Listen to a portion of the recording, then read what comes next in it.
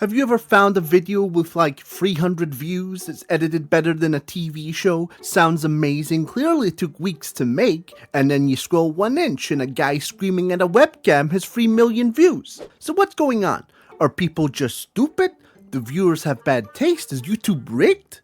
Or is there a rule about the internet nobody tells you? Because right now, there are thousands of insanely talented people losing to someone who filmed a reaction in 1 take. And it ain't because their videos are bad, it's because being good at making videos and being good at YouTube are 2 completely different skills. And if you don't know the difference, you lose. Growing up, we always hear, if you work hard and put in the effort, you'll succeed. That's how real life works. You make great art, people talk, word spreads. Except that's just not true. I wouldn't say it's a lie, more of a universal wish. But while the internet runs on word of mouth, it means nothing if what you've made isn't shown to the people in the first place. Nobody clicks on a video because it's good, because before they've watched it, no one knows how good the video is, and to be horribly truthful, no one cares until you give them a reason to. People click because it sparks curiosity, it hits emotion, it looks familiar, it promises drama, it feels urgent, or maybe their buddy said this video was hilarious. Quality lives after the click, and if they can be bothered watching the first 30 seconds before something else catches their eye. But clicks decide if quality is even allowed to exist in the first place. A masterpiece nobody clicks on is invisible. It doesn't matter if you think this is your magnum opus. Without that initial spark, the video dies. Effort is a beautiful thing. It makes us proud of what we've made. It tells us all those long hours were worth it. It's why people laugh at AI. No effort, so who cares? But viewers can't see effort. They don't know you spent 40 hours animating, rewrote the script 6 times, mixed audio perfectly, obsessed over every frame. To the brain, your video and a reaction clip are just 2 rectangles that might entertain me for 10 seconds. That's it. The viewer's brain doesn't go, yes, this creator deserves my click due to the labor input. No, it goes, will this make me feel something right now? And if it doesn't, then why do I care? But effort is invisible to the algorithm and invisible to the first impression. And that is the hardest thing to accept. There is no build it and they will come type videos. So what do creators do when effort isn't enough? They adapt. You get exaggerated thumbnails, fake shock, overhyped titles, loud personalities. What you get is, geez, didn't mean to completely rip into myself there.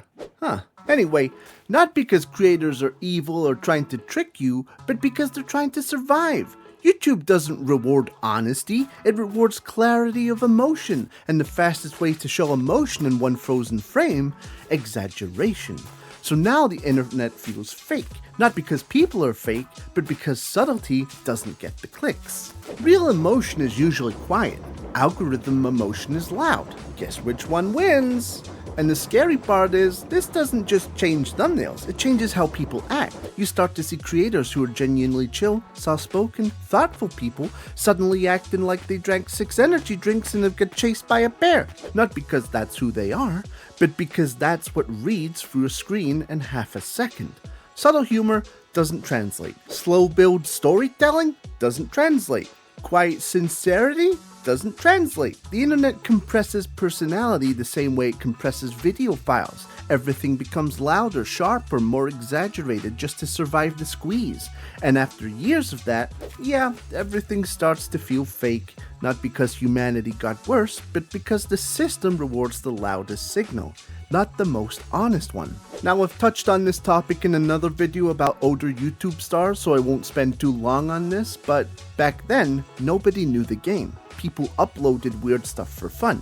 Bad lighting, basic thumbnails, no strategy, and sometimes those videos blew up. Why? Because competition was lower, expectations were lower, and YouTube wasn't really a career yet. Now, every upload feels like, will this change my life or flop? So people optimize, they calculate, they perform. Everyone tries to become John YouTube Mr. Beast, figuring out the secret sauce formula for maxing out CRT and average duration. We didn't necessarily lose personality, we gained pressure. Because when everyone's trying to max stats, even if you want to fight against that corporate mindset and just make fun things without trying to also hit certain criteria, you're not going to see much payback.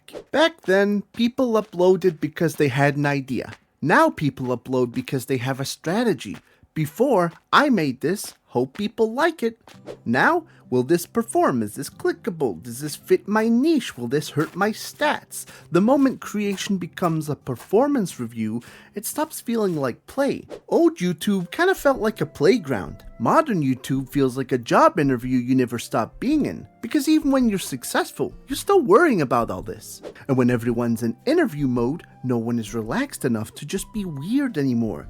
And weird is where the magic lives. And that leads to fatigue and burnout, because when good work doesn't get rewarded, creators start thinking, well, maybe I'm the problem. So they copy trends, they copy editing styles, they copy personalities and chase formats. They slowly stop making what they love and start making what might work. And that's how passion turns into production, and new YouTubers start blending into this same mass blob of everyone making the same thumbnail with the same title and the same rhythm within the video.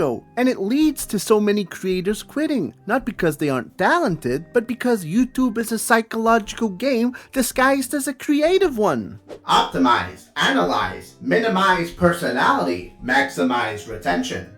Yeah, thanks, Metal Me. That's exactly the problem, because once you start thinking in charts instead of ideas, every upload becomes stressful, every video becomes a test, every number becomes a judgment, and your hobby slowly turns into a performance treadmill where the belt never stops moving. You can run faster, you can study harder, you can copy the top creators, but if your brain never gets to just make stuff for fun, you're gonna burn out hard.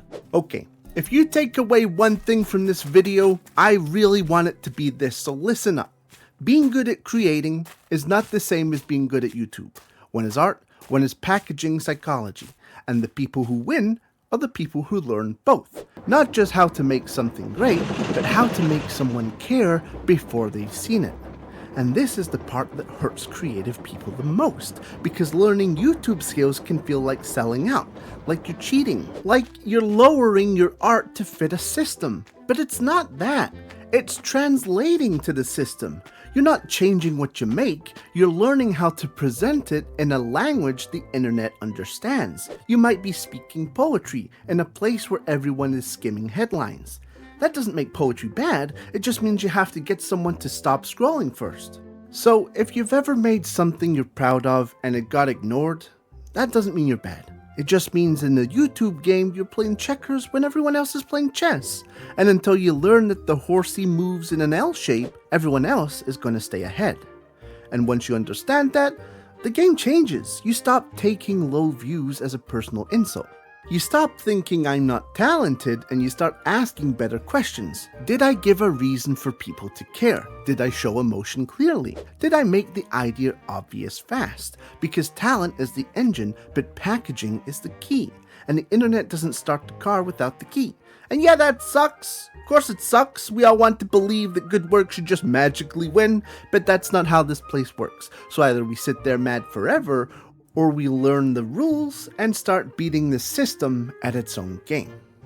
Okay everyone, that's it for me, Ayo. Thank you for watching, like, subscribe, go check out the other videos, Not every video is about YouTube and its system. We've got some fun ones in here, laughing at AI slop, talking about some DLC annoyances. There's something for everyone here, so go check it out. Okay, bye!